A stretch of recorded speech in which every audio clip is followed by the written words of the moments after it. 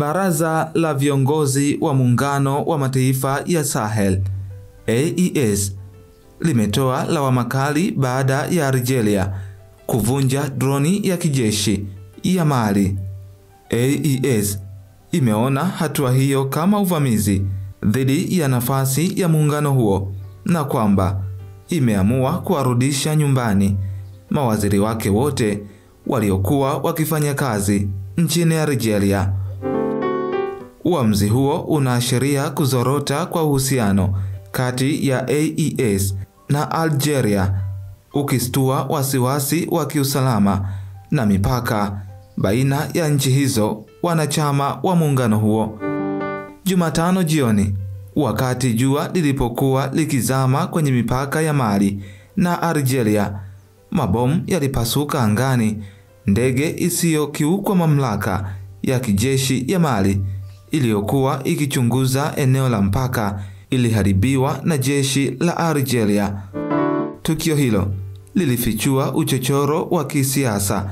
Limetokana na madai ya Algeria kwamba drone hiyo ilivuka mipaka yake bila kuwa na idhini, lakini AES ikiongozwa na taifa la Mali, Burkina Faso na Niger ilikana madai hayo na kuitaka Algeria kutoa sababu zingine za msingi tofauti na hiyo iliyoisema.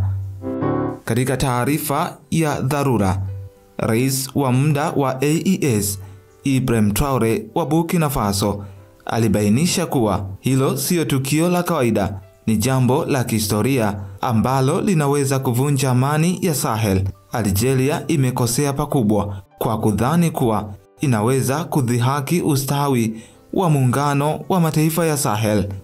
Waziri wa mambo ya nje wa Mali, Abdoulaye Diop, aliongeza kuwa drone hiyo ilikuwa katika eneo la Mali na kwamba Algeria ilifanya kitendo hicho huku ikijua wazi kuwa kitendo inachokifanya sio cha kiungwana.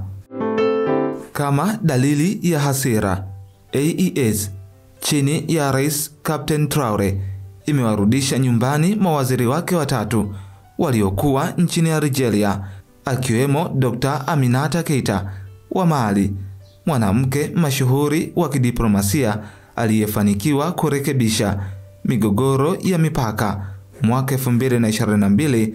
Jean Pierre wa Burkina Faso naye pia amerudishwa nyumbani, ambaye alikuwa mwenye msimamo mkali dhidi ya uingiliaji wa mataifa ya nje katika mataifa ya Sahel. Mwingine aliyerudishwa nyumbani ni Ibrahim Issouf wa Niger, aliyekuwa kivuko cha mazungumzo ya biashara kati ya AES na Algeria. Uamuzi wa kurudishwa nyumbani kwa wajumbe hao umepelekea taifa la Algeria katika hali ya kusitasita, ikiwa haijawahi kukumbana na mgomo wa kidiplomasia wa namna hiyo. Chanzo cha mzozo huo kinaenda nyuma zaidi. Algeria imekuwa ikipinga mipango ya AES ya kujenga ulinzi wa pamoja na kukataa kushirikiana na nchi za Magharibi.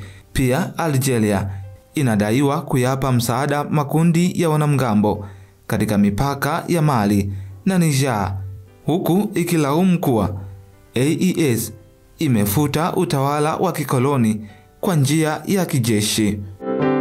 Serikali ya Algeria imejibu kwa kukemea matumizi ya nguvu yanayofanywa na muungano wa mataifa ya AES. Waziri wa ulinzi wa Algeria Khalid Boukhalifa amesema hawakuwa na budi kuvunja droni hiyo kwa kuwa walijihami dhidi ya uvamizi huo, na AES iache unafiki na itambue mipaka kati ya mataifa hayo. Kauli ambayo imezidi kuchochea moto na hali ya uhasama baina ya mataifa hayo ambayo katika kipindi cha miezi mitatu yamekuwa katika mzozo mkubwa zaidi kuwahi kushuhudiwa tangu Rais Captain Ibrahim Traore apewe majukumu ya kuwa rais wa muda wa Jumuiya ya Muungano wa Mataifa ya Sahel AES.